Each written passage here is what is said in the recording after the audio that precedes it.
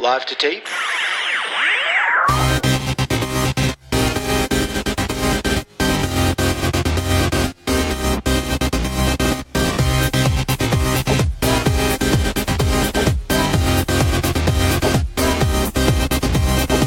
Welcome to Millennials, Season 4, Episode 11. I'm Andrew. I'm Elisa. And I'm Laura. Recording on a rare Sunday morning. We never record on the weekends. No. Yeah. This is an unusual circumstance. Also unusual is that Laura is recording hungover. Yes. Is that unusual?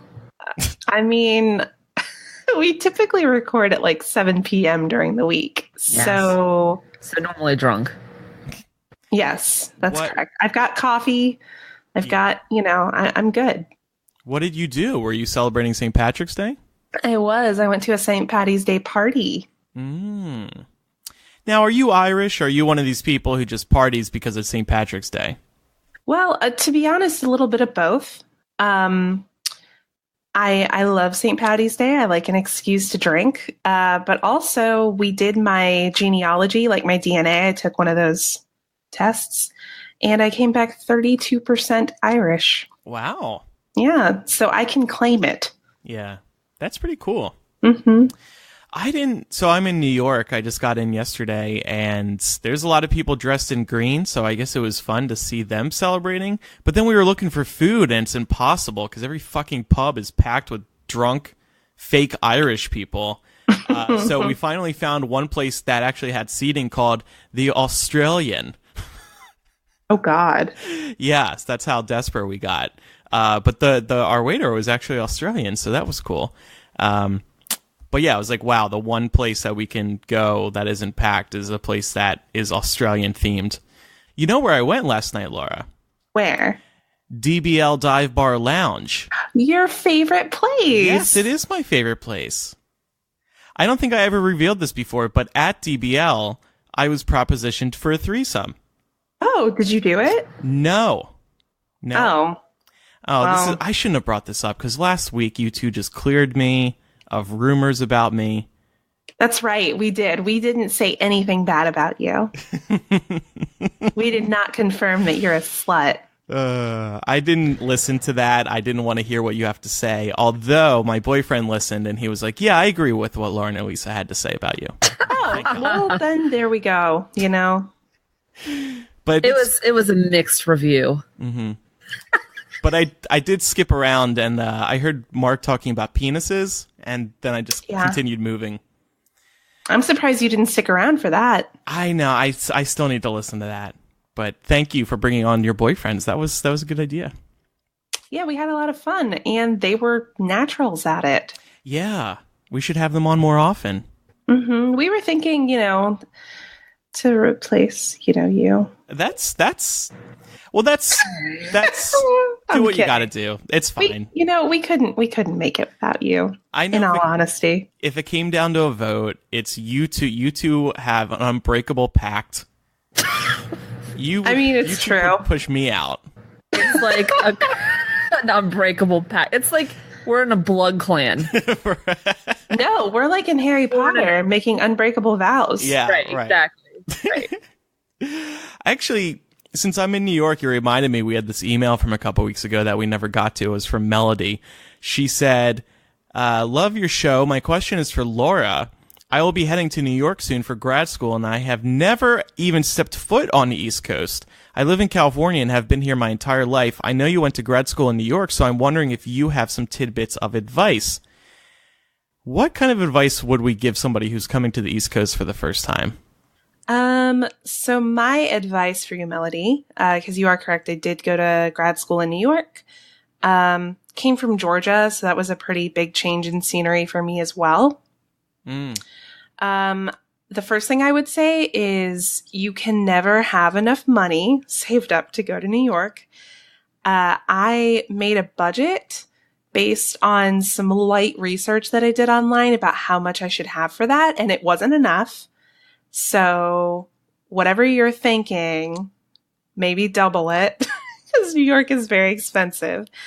The second thing would be, although you need to focus on your grad program, try not to let yourself get too stressed out by it in those stressful moments, because New York is a great city. There are certainly pros and cons to living somewhere like that. But if you're going to grad school there, it sounds like you're probably going to be there for a couple of years. Try to enjoy it the best you can. That's probably one of my greatest regrets about living there, was I got so entrenched and so stressed out by my grad program that I don't think I quite enjoyed the city to the extent that I could have if I hadn't been like amping myself up and getting so worked up about drama in my program. You know what I mean? So take time to enjoy the city, because it's a once in a lifetime thing. Most people leave New York within, the first 5 years of living there. So statistically speaking, you may leave, and it's important to enjoy it while you're there. I wonder if she's ever been to a city like New York. If she grew up in California, been there her whole life, I guess the closest she could have gotten to it was LA or San Francisco. And it's bigger than that, in that it is a concrete jungle. And living there is entirely different from visiting there.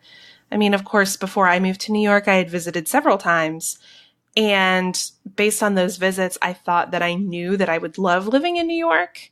And then I lived in New York and realized that while I'm very glad that I did it, and there are memories I have there that I cherish and will hold on to forever, I never want to live in New York again. Yeah. It takes a special kind of personality to be able to live there long term. And I don't mean that as a slight. It's not a bad thing. I think New Yorkers are fantastic. It's just that coming from the South and hitting a place like New York is a little bit overwhelming, to be honest with you. Yeah.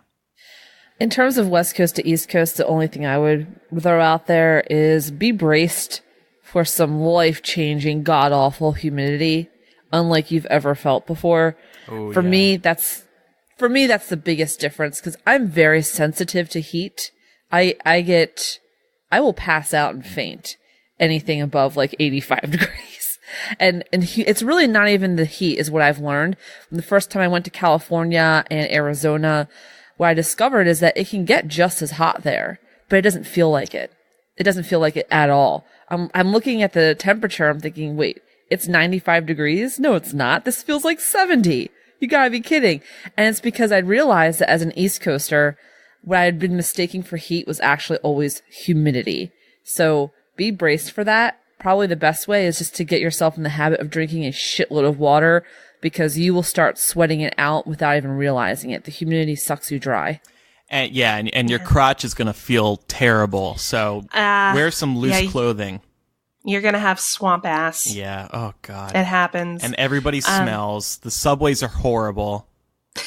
I don't really like New York for more than a couple of days. So enjoy it.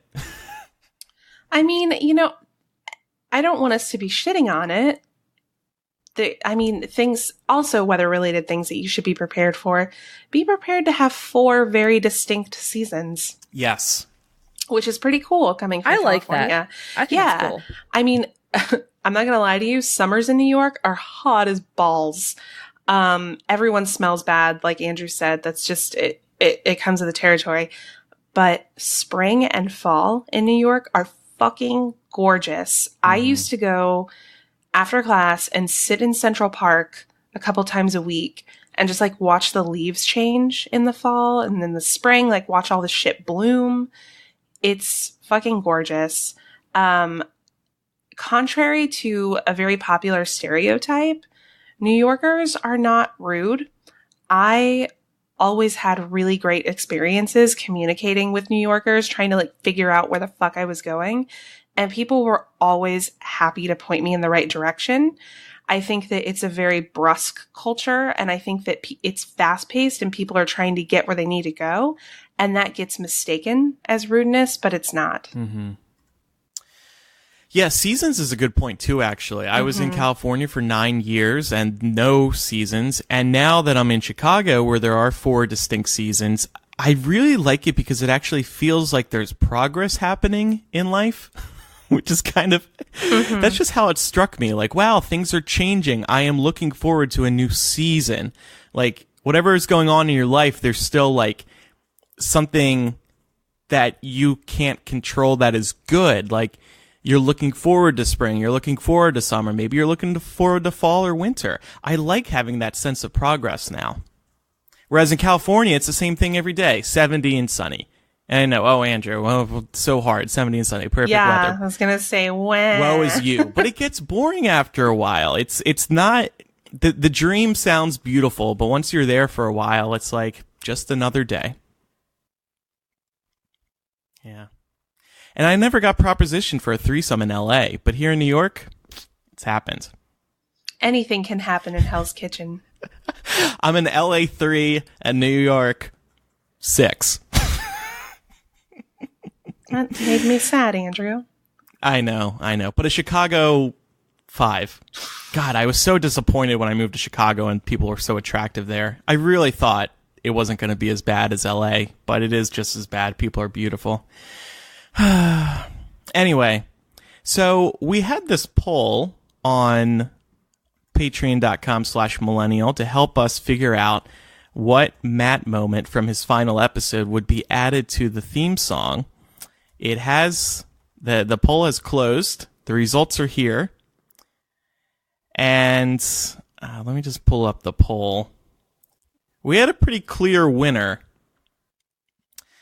With 43%, the majority of the votes, it was Matt's "people are stupid" moment. People are stupid.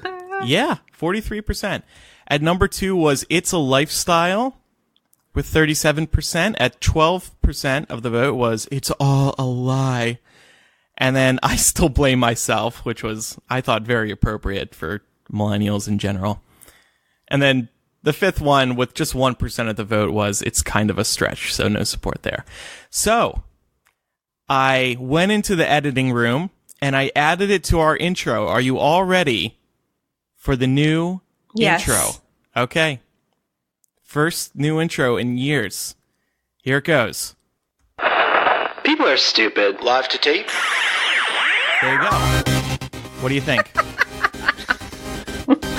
I'll play I like it again. it. Yeah. I know it goes by in a flash, but People are stupid. Live to tape. I actually really like it. It's growing on me. Like Good. the second, third time I hear it, it's growing on me. I like that Matt is still with us, and I think that it's probably the most appropriate introduction to the show that we could ask for. Yeah. yeah, I agree. I played with it the moment in a couple of places after Micah's live to tape. Before I added like an extra second to fit it in, so now we have to do one less second of show every week, which is a nice benefit since the theme's a second longer. I mean, it makes sense. People are eating Tide Pods, y'all. You know? Yeah. Yeah. God, I went into Walgreens and saw them locked up. I was like, wow, this is sad. So kids can't buy them? No, I know. I like it. I like it a lot. Good. I saw the new movie Love, Simon, which, by the way, 2 weeks ago I was calling Hello, Simon on the show. My apologies. It's actually called Love, Simon. Idiot. It's based on the book Simon versus the Homo sapiens agenda. It was an amazing book. I spoke about it a couple of weeks ago.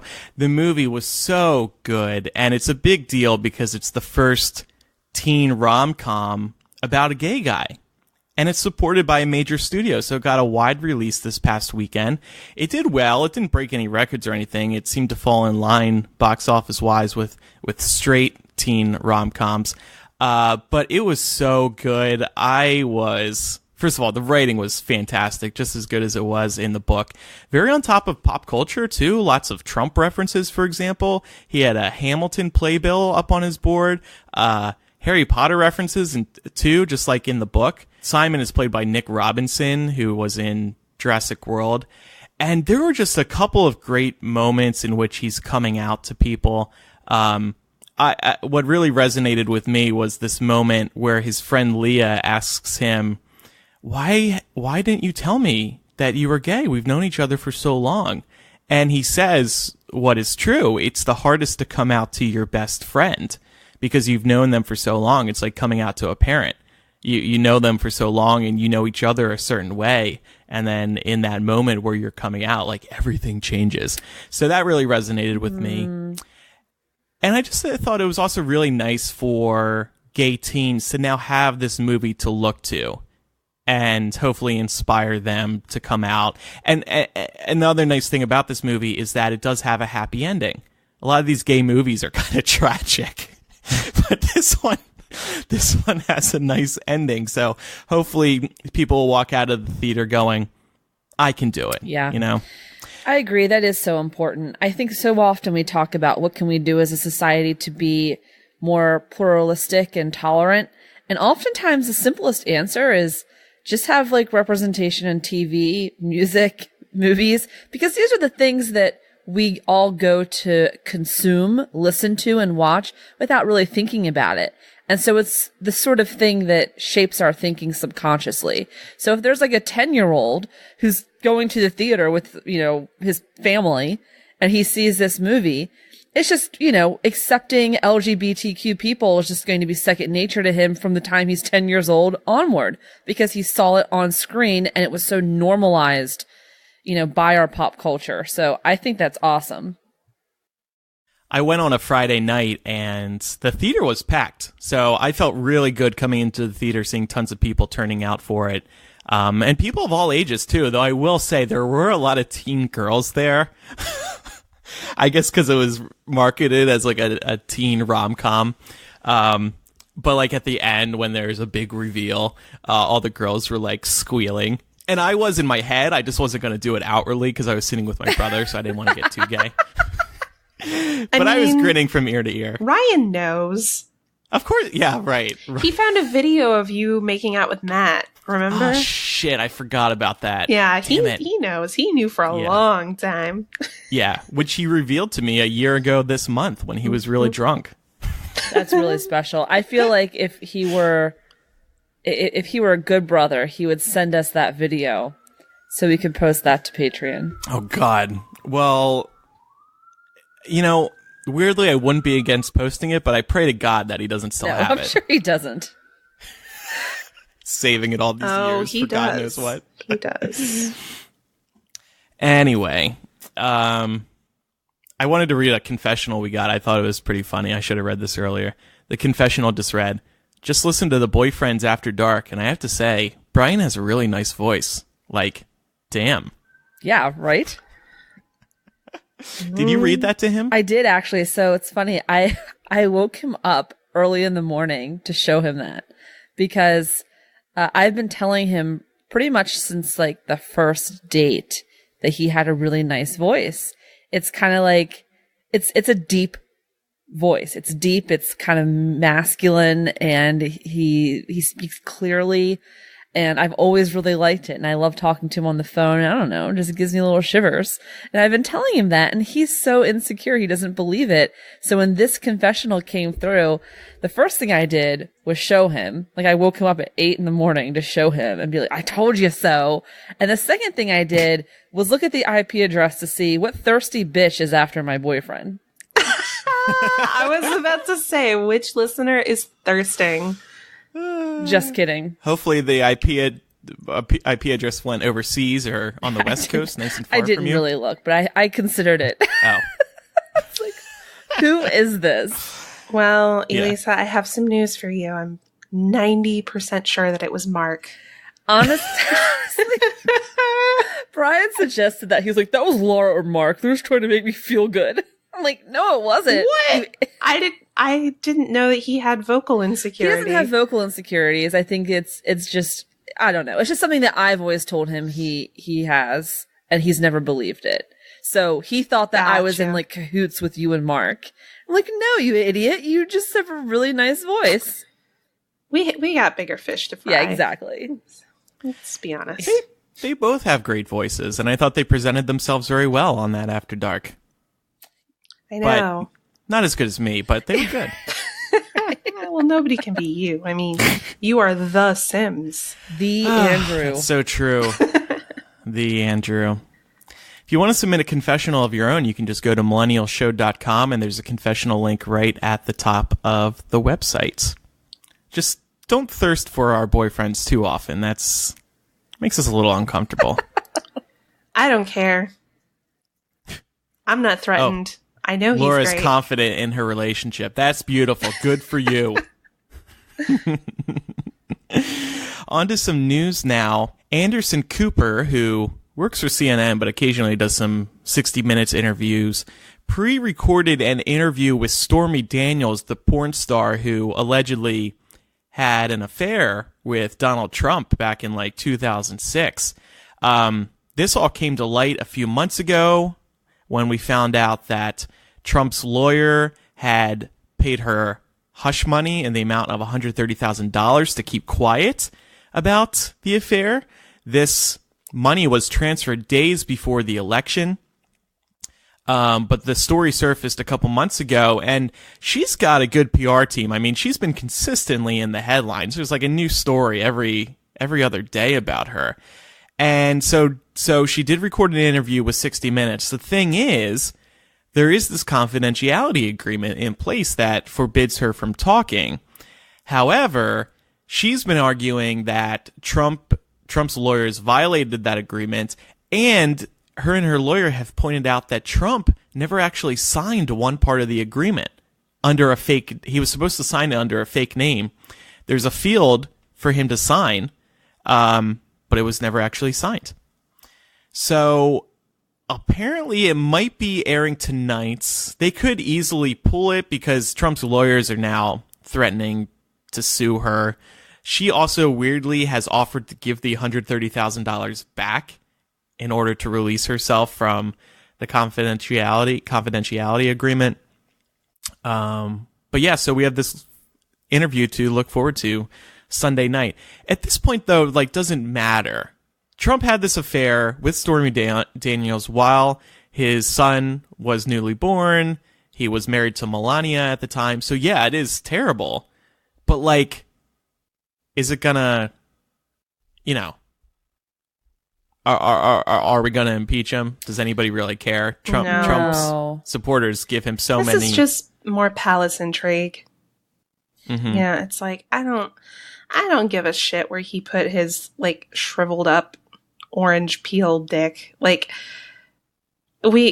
he's doing so many things that actually have negative repercussions for the country. I don't give a shit. That's Melania's problem. Yeah, I tend to agree. I think the only reason that this would even make its way into, I don't know, any kind of legal concern would be if it violated campaign finance rules, which I know is a concern that's being circulated. There are some folks saying, well, if campaign money or campaign donations were in any way tied up with this payment to Stormy Daniels, that would be a very clear violation, and it would be illegal. But we don't know that. That's pure speculation. And as much as I'm not a fan of this administration, I'm not going to jump to conclusions and make baseless claims. That's their job. I'm going to stick to facts. And so long as we don't have any evidence of campaign finance wrongdoing, I'm not going to assume that there was one. So for now, I agree with Laura. I just feel like this is really unfortunate because it's yet another distraction from the substantial actual things that are happening in this White House. You mean like the fact that Robert Mueller issued a subpoena to the Trump organization? Yeah, that would be one of them.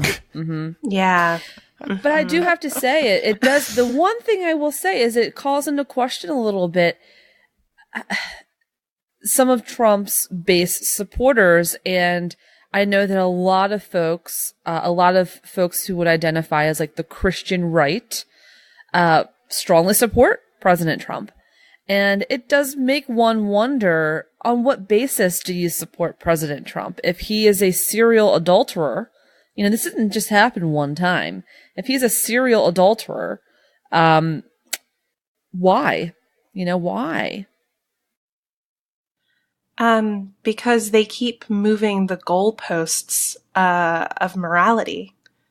You know, morality gets adjusted to account for whatever Donald Trump does. Right. Well, it's and the divide between president and vice president is insane. Like, you have Vice President Pence, who reportedly will not have dinner with anyone other than his own wife, will not have alcohol in the presence of any woman unless his wife is there. You know, he seems very much by the book, Christian right. You know, whether you like him or dislike him, you have to give him credit for walking the walk. President Trump does not walk the walk, and the ocean of difference between the two men is fascinating. Right. Not to mention the evangelicals in general, but they don't really care that Trump is this way, so long as they get tax cuts and other benefits that Democrats would never give them.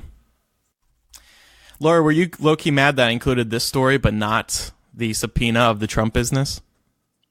Oh, no, I just thought that it was worth bringing up. I mean, a lot's been going on in Trump land in the last few days. Mm-hmm. I mean, on Friday, Mueller issued that subpoena. What was really interesting was right before news broke that the subpoena had been issued, news also broke that Trump had finally decided to initiate those sanctions against Russia. And I saw that. I was like, why now? And then I saw the subpoena and I was like, oh, that's why. Yeah. Small correction. The interview is scheduled to air next Sunday, the 25th. Oh, okay. So oh man, reschedule your viewing parties. I was really pumped for this happening tonight. I know. Sorry, we have to wait another week. Andrew, I actually wanted to watch it at a bar with my friend that I'm here with. That would have been fun. Anyway, what else is going on in the news? Toys R Us seems like it's about to close its doors, guys. And I don't know about you, but my nostalgia is weeping. To put this into perspective, though, it's really no surprise. Toys R Us has been struggling for many, many years, partly due to the popularity of big box stores like Target and Walmart. They're sort of siphoning off Toys R Us's very niche toys only market. You can just walk into Target, go grocery shopping, and pick up your toys as well. So there's really not as much of a need for Toys R Us. Plus, of course, the invention of online shopping and Amazon has really put a dent in Toys R Us. To put this into perspective, over the Christmas holiday season, they earned only $81 million in profits. That is a quarter, 25% of what they had earned just the following year. Or I'm sorry, the previous year. So in 1 year, their profits decreased 75%. That's insane. The company employs 33,000 people across the United States. So aside from the fact that millennials are very sad about the closing of Toys R Us, there's also 33,000 families who are now going to be struggling from losing their jobs. And this isn't happening in, a year from now. Most places try to close at the end of the fiscal year just to give everyone time to acclimate to the loss of jobs. But Toys R Us is losing $100 million every single month that they stay open. So they're planning on closing within the next month and a half to 2 months. So this is not a lot of turnaround time for 33,000 people to find new jobs. One of the other things that Toys R Us is doing to, I guess, deal with this situation is to liquidate everything, to sell everything. So apparently the stores over the next month or two are going to be opening their doors with like sale prices you've never seen before. They're talking about marking toys up only $1 from what they actually cost to produce. So we're talking huge, steep savings. So now would be the time if you want to save up toys for the next 20 years of presents for your nieces and nephews. Go out to Toys R Us in the next month. Yeah. It is sad. It does feel like an end of an era because I know as a kid, Toys R Us was like the local Disneyland. Yeah. That was the place to go to be just surrounded by joy. It was so exciting to walk in and see the newest toys and everything was so colorful and the store itself. Remember the Toys R Us's with like the giant window front entrances? Yeah. Just floor to ceiling windows. Like it was so exciting. Yeah. going to Toys R Us. I went into one a couple years ago for something video game related, and that was weird. That felt like a big throwback. But you said you're sad about this too, Elisa, because you went a lot? I did. Toys R Us was a big deal. It was a little mini vacation every time that we went. And they really had, this is so cheesy, but in their jingle, they say, from bikes to trains to video games, we're the biggest toy store there is. It's so true. I got my first bicycle at Toys R Us. I legit had a train set from Toys R Us. I bought many of my first video games from Toys R Us. So it was a really coming of age kind of place for me. And I think it's really sad. I don't know. It was a big part of my childhood. I had like a million Power Rangers figurines I all got from Toys R Us. And also, fun fact, my parents forgot my brother inside of Toys R Us one time. It's like a Home Alone situation at Toys R Us? Like legit. He was maybe 2 or 3 years old, just old enough to kind of like be sitting in the front of the cart, you know? And he was sitting there, and my parents were pushing the cart around, and they walked away for a split second to go to a different aisle, and they just forgot about him. I'm old enough. I'm like, 11. So I'm walking around doing my own thing. And we all go out. We have our bags with toys, and we're walking out to the car, and my mom turns around and goes, "Where's Truman?" And my dad's like, "I thought you had him." And it was a classic case of, holy fuck, we forgot our son. And we all ran back inside, and he was just sitting there. Yeah, a classic case. A classic case. Happens all the time. Of losing your child. Of negligence. Elisa was also singing the theme song in hashing it out today. I think it sounds like it's really upsetting you, and Toys R Us really connected with you. I did. But not so much for you, Laura? Yeah, I don't have the same nostalgia for it as a lot of people do. And that's partly because I didn't really go a whole lot as a kid, or at least I don't remember going a lot. Like, nothing about it really sticks out to me. I have a couple of vague memories of going there. But yeah, it just, it didn't connect with me the same way it did with other people. That said, I understand why people are sad. And I particularly sad for all of these people who are losing their jobs. Yeah. That to me is the worst part. One of them is named Mike. He's actually a listener of ours. He had mentioned in the Facebook group that he's going to be losing his job, but he's already on to a new opportunity that he's very excited about. So good luck, Mike. Oh, yeah. Good luck to you. Good luck. And damn you, Amazon. And take Mike, if I can be so bold, I suggest taking as many bikes as you can on your way out. And if you want to mail them to us, that would be ideal.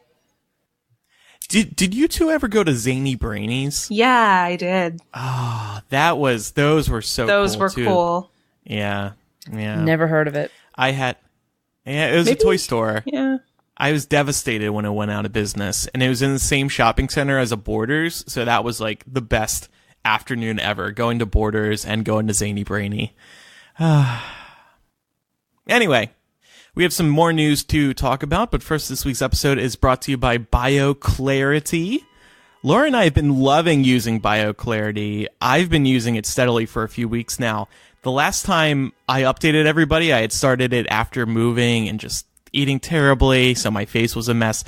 Then I started using it nightly again, and boom, cleared me up. I've been absolutely loving using it. So why does it work so well for us? BioClarity is packed with clarifying botanicals and new Floralux, which, I don't know about you, Laura, but I love that part of the I know, three-step. Me too. It's so soft and, like, just pleasant.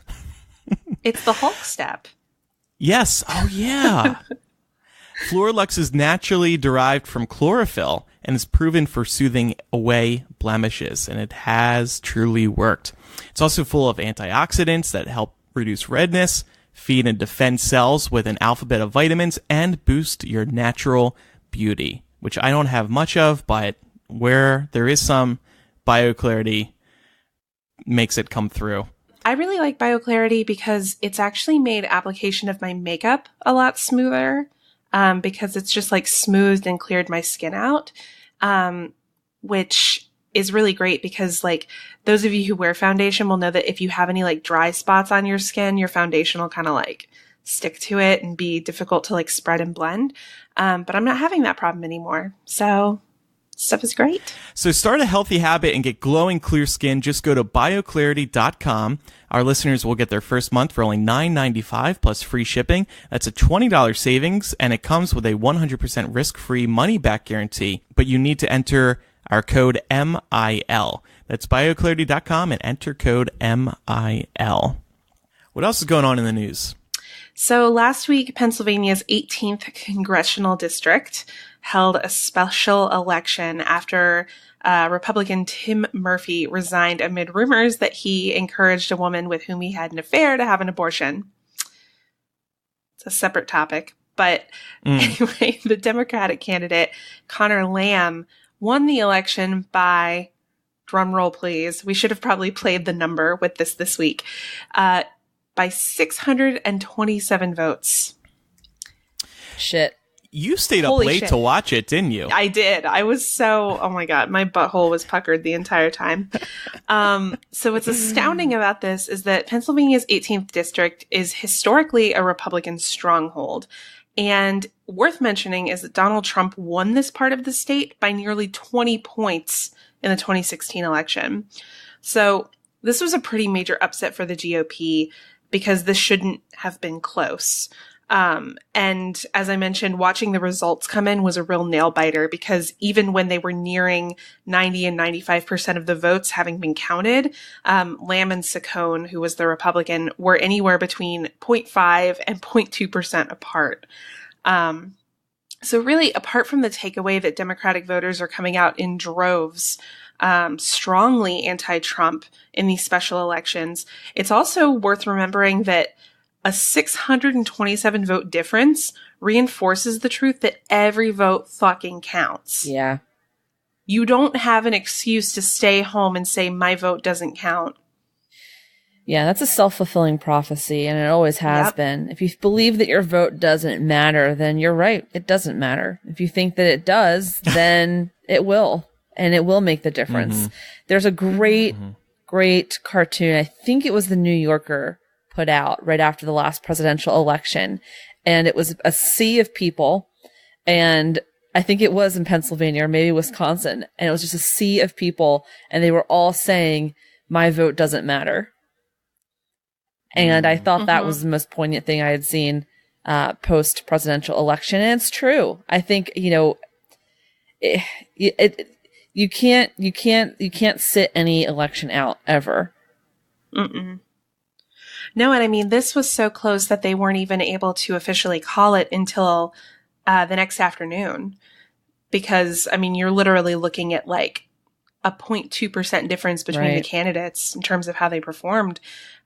So they had to resort to counting absentee ballots, which is usually kind of like the final resort. Like, if people going to the polls is too close to call, then they have to turn to things like absentee ballots and military ballots and things like that. And from what I understand, there's still some that are being counted at this time because on the Republican side of things, they're looking at various ways to contest this outcome because it was so close. Which is fair. Yeah, I mean, I feel like if it's this close on either side, they would be looking into what their options were. I do find it comical that they're trying to allege things like vote tampering. Because I'm like, cool, y'all were okay with a Russian-led propaganda campaign in 2016. Right. That helped y'all win. But now that you're on the other side of that and you're seeing this shift, this leftist shift, now you don't like it. There's a really beautiful map that the New York Times put together. I was just going to bring that up. Yeah. Showing the left wing shift in Pennsylvania since the 2016 election. And it's just littered with blue arrows pointing left all over the state. And it's so great. And the winds of change. It's also worth noting that this particular congressional district was heavily gerrymandered. If you were to look at this congressional district, you would see that the shape of it is such that it's clearly designed to encompass communities that are heavily Republican. And so it was designed on purpose to swing Republican, and it still didn't. So that's tremendous. That has to signal a pretty significant shift, at least in the state of Pennsylvania, if nowhere else.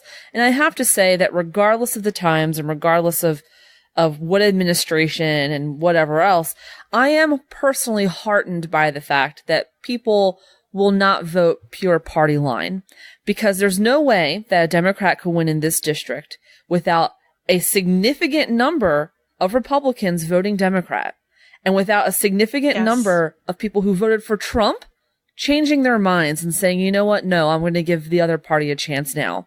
So we have to give credit where credit's due. And there were clearly a lot of folks in Pennsylvania who were putting country over party, and I applaud them for that. Yeah. And I'll give you a specific example. My grandparents are still alive, God bless them, and doing very well. They're in eastern Pennsylvania. My grandmother voted Hillary, but my grandfather did not. He voted Trump. And since then, he has had a change of mind because of what has been going on with him. And my grandma is actually surprisingly vocal about how much an asshole Trump is. And she'll go, I tell you, I don't know what's going on with the world these days. But, you know, it's people like them who are noticing it. They read all this bullshit in the papers, kind of free of the 24-hour news cycle.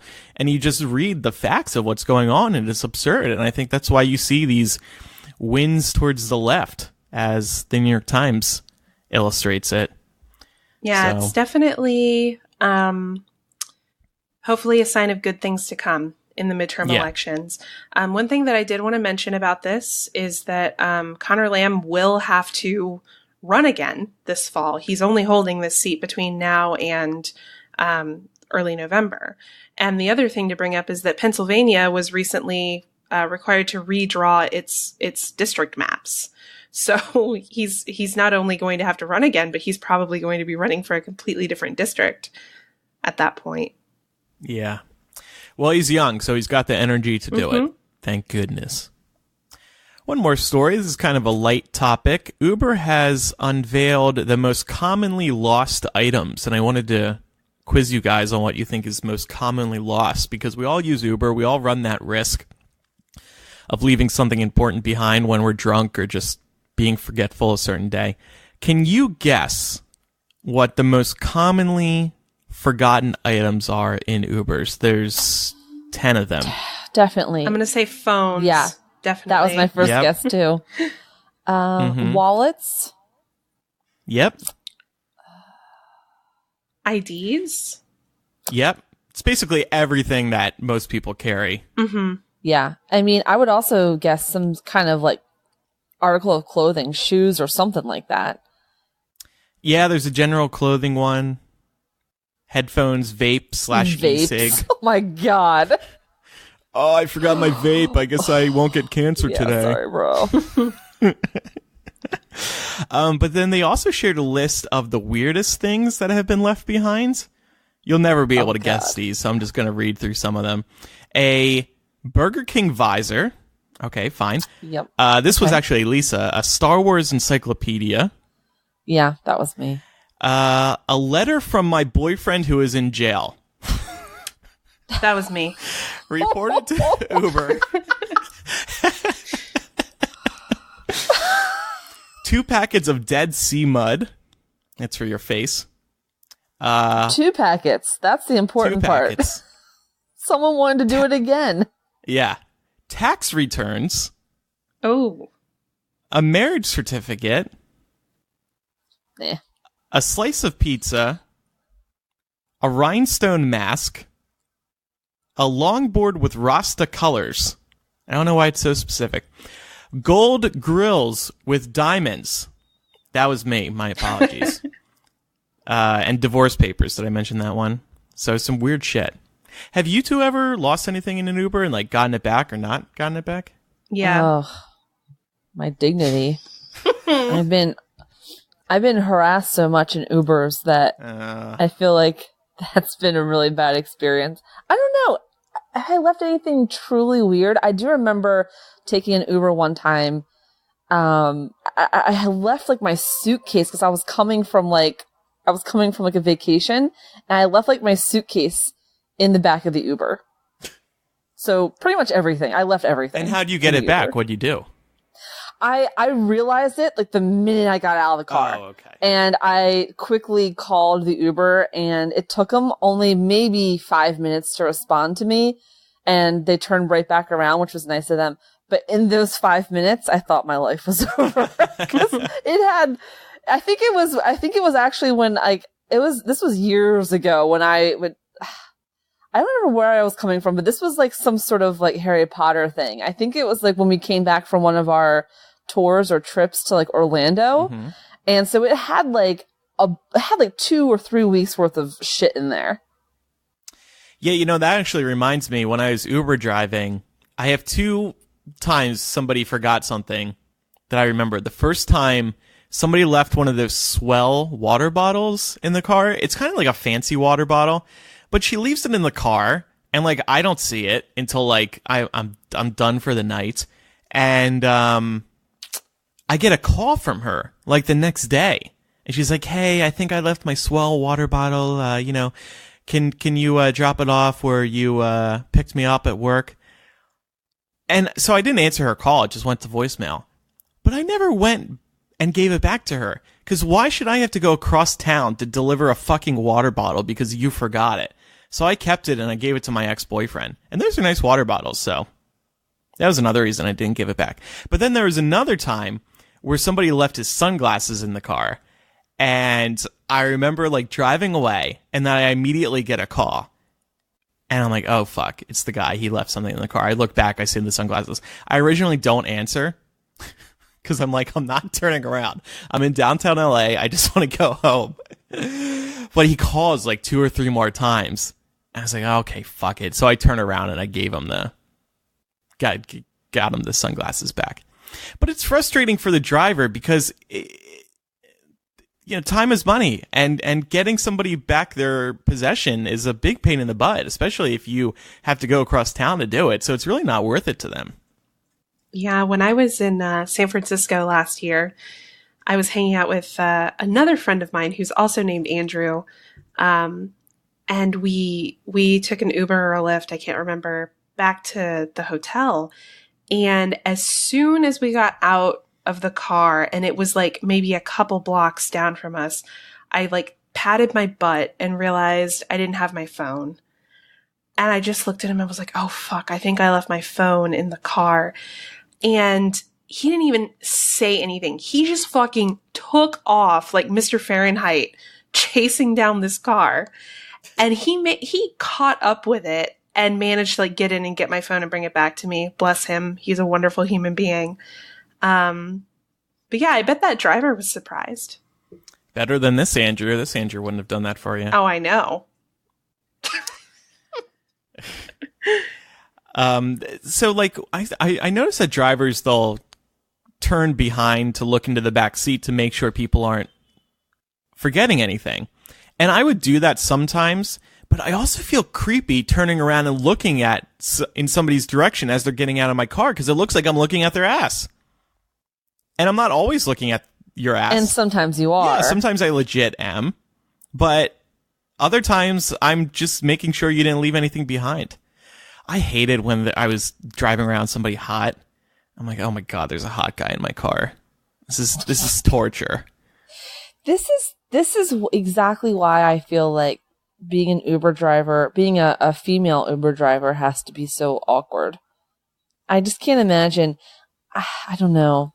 I know a few. I know several women who are Uber drivers, and for the most part, they say it's pretty tough because the customers that they get have no problem using that opportunity to ask them out or to dive into their personal lives or to comment on their physical appearance. And I'm sure everyone gets that, but I have to imagine it's worse for the female drivers. Sure. Yeah. And even as a passenger, you have creepy driver guys. Yeah. Right. I just keep it all in my head. Keep it to myself. There That's you go. what you should That's do. what you're supposed to do. Right. It's because you're a normal guy, I mean, Andrew. Thank you mostly. for that. Mostly a normal guy. You can't give me a bad rating if it's only in my head. If I'm only fucking you in my head. Here we go. Damn it, I'm ruining that reputation you gave me back. I see. You do this to yourself. I do. Damn it. I'm reclaiming my virginity. You can't do that. I will say, I actually thought a lot about this afterwards because there is, this is a tangent, but there is this sort of perception of you as being like very sexualized. But you are right that you're actually not super promiscuous. And so I've been trying to rationalize where, like, how are you both things at once? And what I came up with is you're very open sexually. So you're down for whatever. Right. But that doesn't mean you're down for doing it with whoever. Right. Like, you're a little bit more discerning when it comes to your partners, but when it comes to experiences, you're very open. Yeah. Thank you. It's like porn. I'm sorry. That's not 100% related, but I actually, like, after we talked about this in the last episode, I spent like a couple of hours trying to rationalize this in my head. Yeah. That's beautiful. Thank you for thinking about me so much. That's more than anyone ever has. Let's do some surprise bitching now. Let's call Haley in Gainesville, Georgia. Oh, shit. That close to you? I mean, kinda.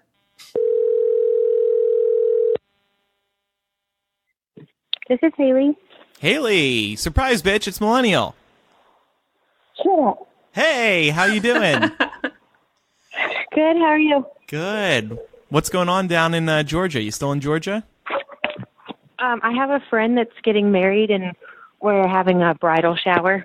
Ooh. Ooh. Good Are you for doing you. anything scandalous during this bridal shower? Like, is there a stripper coming in? Well, it's the shower, so it's like the one where all the adults come. It's not the bachelorette party. Oh. No, this is a sophisticated event. Got you. Okay. But the strippers are later, right? Have you Hopefully. That's in a couple weeks. have you started drinking? No, but it is a mimosa. There's a mimosa bar, so there will be drinking. Perfect. It's been setting up time right now, so Nice. it'll be a little sober to set it up for everybody. Yeah, that's great. Did you do anything fun for St. Patrick's Day? Just went over to a friend's house and we played Cards Against Humanity and a new game called Social Sabotage. You ever heard of that game? That's not the BuzzFeed one, is it? Yes, it is. Where like it gives you different things that you have to like post on, whether it be Twitter, Instagram, Facebook, text somebody, and then there's different like quotes or pictures that you have to do, and you have to do whatever the combination is. How was that? I could never play that game. Lauren and Elisa, you have to like, so an example is like, one card says, oops, I just farted really loudly, and then the other card is Facebook, and that means you have to go and post that on Facebook. Oh, that's fucking amazing. We're playing it.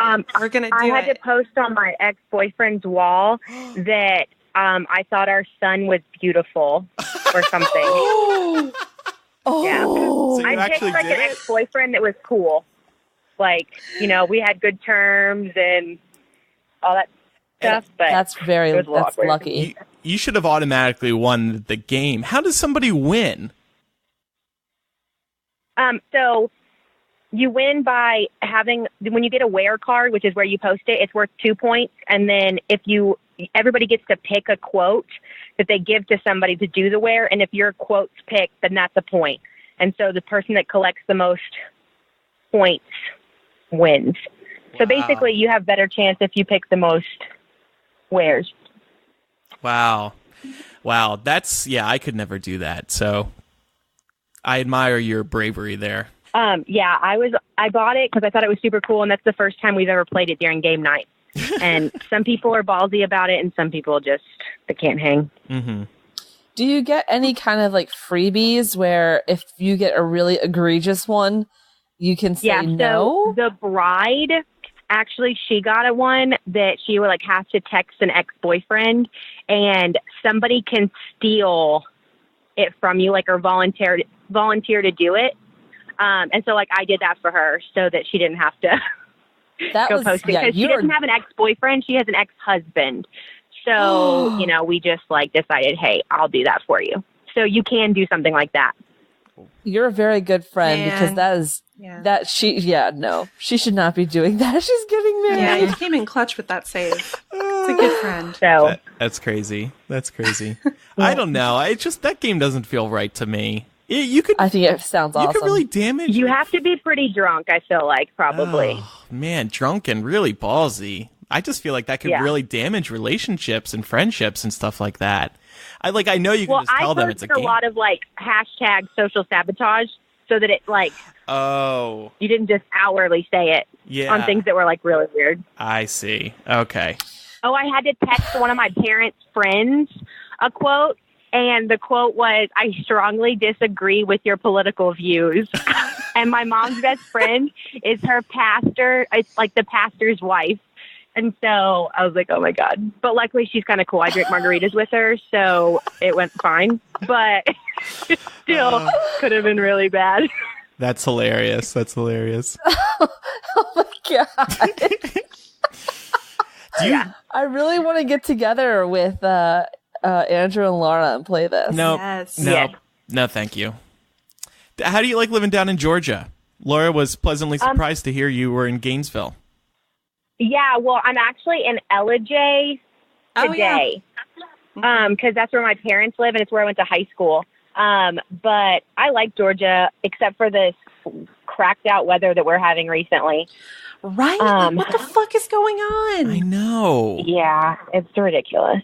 And I just need you guys to know that you called my friend Brandon that lives in Atlanta, like, I don't know, probably like a year ago. And I was so jealous because we listened to this podcast together. Oh. And so the fact that you guys are calling me, I'm like, yes, I get to rub it in his face now. Yeah, that's awesome. Good. Well, tell him we said hello again. Yeah. Take that, Brandon. Yeah.